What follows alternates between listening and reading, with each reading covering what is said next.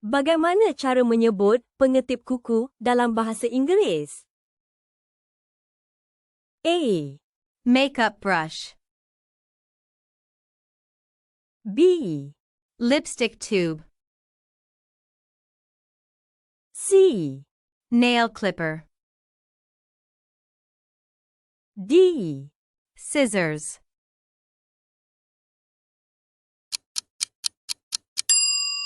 Jawapan yang betul ialah pilihan C. Nail clipper.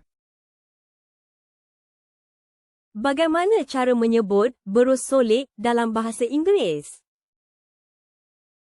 A. Makeup brush.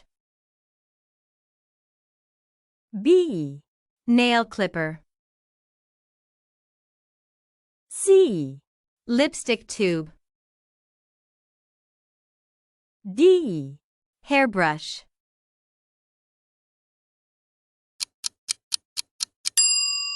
Jawapan yang betul ialah pilihan A. Makeup brush.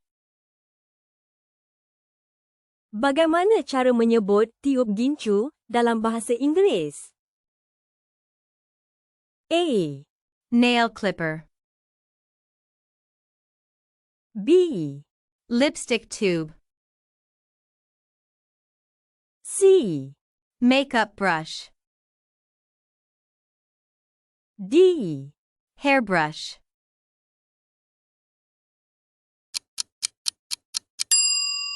Jawapan yang betul ialah pilihan B. Lipstick tube.